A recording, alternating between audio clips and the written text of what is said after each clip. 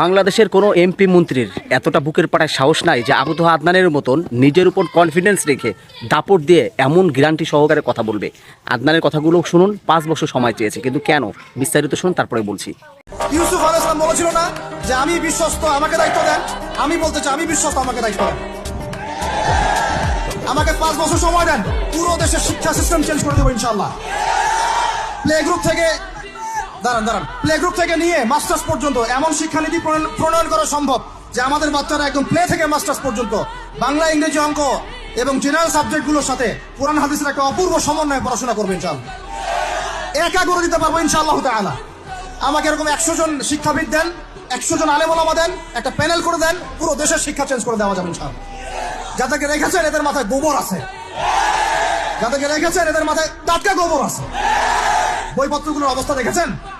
বইপত্রগুলো ঘাটাঘাটি করেছেন? এটা চলতে থাকলে দেখবেন অচিরেই কোনো মানুষ বাচ্চাদেরকে স্কুলে পাঠাবে না, এটা অরুচি ধরে যাবে। তখন কি হবে? কোটি কোটি স্কুল, কলেজ, বিশ্ববিদ্যালয় খা খা করে পড়ে থাকবে, কেউ পাঠাবে না ওখানে। তখন মাদ্রাসা থেকে মানুষ ঢুকবে আরো বেশি। আমি তো চাই, আমি তো দাবি জানাই উপরের লেভেল থেকে এমন একটা শিক্ষা ব্যবস্থা প্রণয়ন করা হোক যাতে আমার মাদ্রাসা গড়ার প্রয়োজনই না হয়। ওই সিস্টেম রাষ্ট্রীয়ভাবেই পড়ানো হবে ইনশাআল্লাহ। আপনি মালয়েশিয়ার দিকে তাকিয়ে দেখেন, আপনি এই যে ওয়েস্টার্ন কান্ট্রির মধ্যে অনেক কান্ট্রি আছে, অস্ট্রেলিয়ার মতো জায়গাতে আছে, ব্রিটেনের মতো জায়গাতে আছে, কোনো কোনো ক্ষেত্রে আপনি লেবাননকে দেখেন, ইয়েমেনকে দেখেন, জর্ডানকে দেখেন, কাতারকে দেখেন, সৌদি আরবিয়াকে দেখেন, অনেক কান্ট্রি আছে। ভালো কাজের তো প্রশংসা করতে দোষ নাই, দোষ আছে?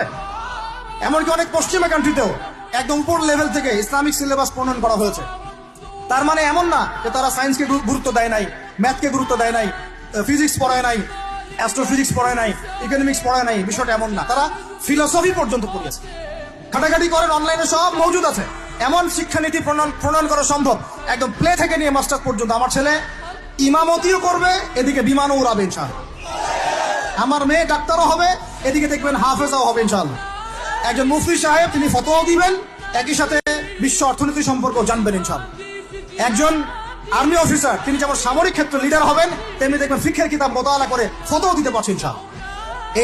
এই যুগটা এটা কোনো মানে স্বপ্নের যুগ নয়, এই যুগটা ছিল এক সময়। বেশি দিন দূরে যেতে হবে না, আপনি 200-300-400 বছর পিছনে যান, দেখবেন মুসলমানরা এমন সোনালী যুগ পার করে আসছে।